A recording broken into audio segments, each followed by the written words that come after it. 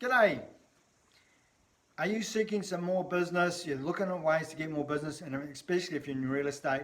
Well, listen up. I've got some more ideas just to share with you. But before I do that, a couple of things I need to do a shout out for. Firstly, Shining Peak Breweries on Gill Street, New Plymouth. I was down there last week for the Americana event and having dinner there, and someone mentioned to them that I collect t-shirts, so boom, they got me this t-shirt. On the back it says drink beer, do good, which I absolutely agree with. So thanks to Luke, the manager down there, and the team at Shining Peak Breweries. Go and have a try in there of their brewery, of their craft beers and of their dinners. Absolutely fantastic. Next one up, in the last week I have, last few days I've done interviews with Nikki Spence, life insurance broker and all that, and with Tanya Match from Bailey's. And look at this, both of them have given me little notes and thank yous. In fact, actually Tanya did even a little bit better. She gave me some chocolates, which is always a bonus. So thank you, girls. Well done. Nice to see you doing things a little bit different from everybody else. Right, so you're seeking more business? Well, listen up. I'm David Seymour. This is the Nitty Gritty of Selling, and I've got some ideas for you. Firstly, let's get this clear, and I've said it before, say it again, regardless of the industry that you're in. If you are seeking to gain more business, do more business with more people, there's one thing that stands out more than anything else, how that's going to happen, and that is you've got to have more conversations with people. The more people you're in contact with, the more business you will do. It's a pure numbers game, and it's simple.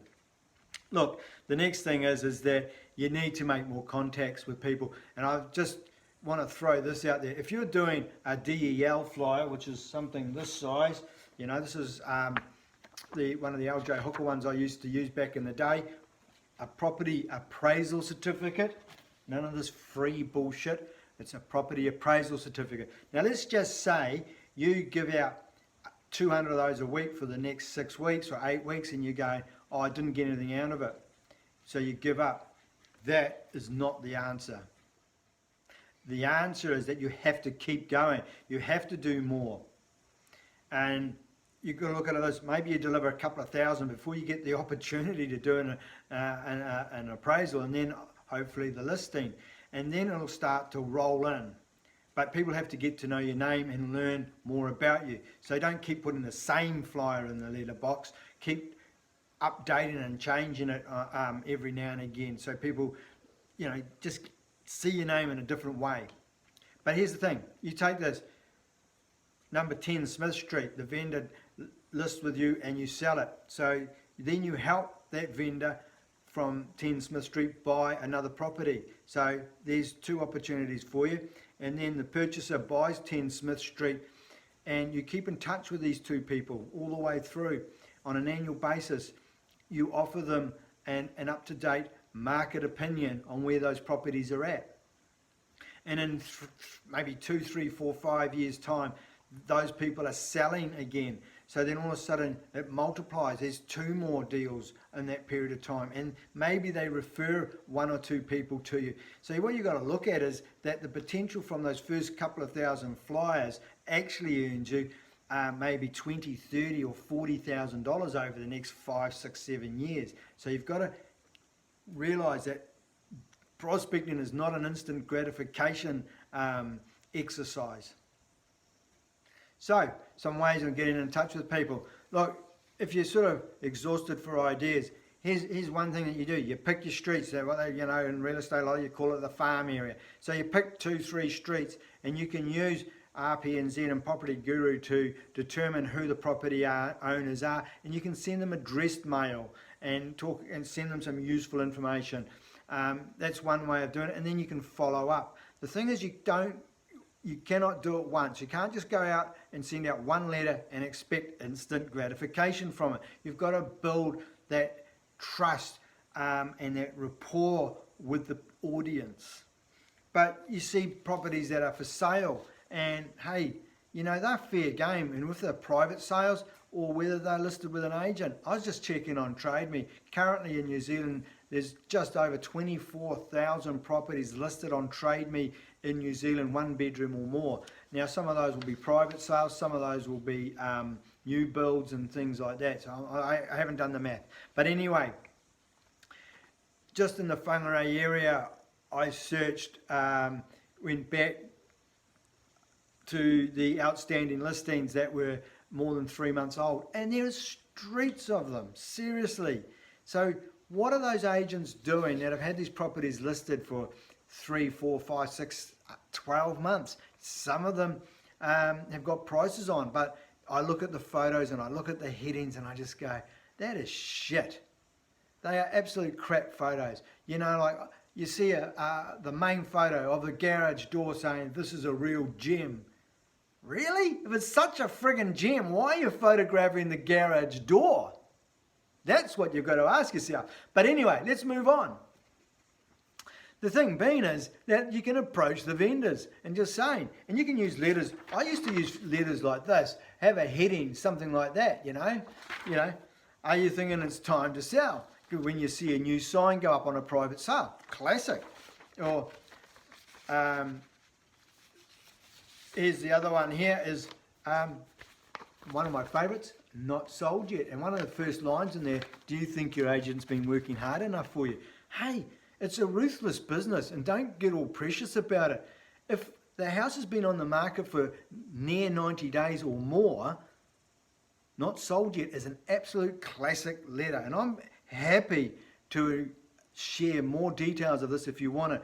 But rather than just a standard letter, I zizzed it up a little bit, put a nice heading on it. I put some testimonials on the back. Here's one of my other adverts, which is on the back of, see my nice adverts there. That's on the back of other letters. Another letter was, do you want to get sold? Of course you want to get sold. That's why there's a for sale sign in front of your property. So come on, guys. Make sure that if you are marketing a property, that A, you've done everything you can, and make sure that you've got it all sorted, good photos, good text, good video.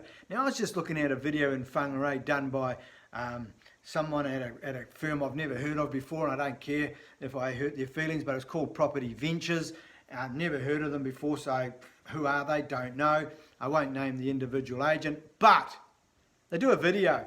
$1.130 million house, and he stands at the front door and goes, hello, I'm Agent X from Property Ventures, welcome to 5 Tawhai Place.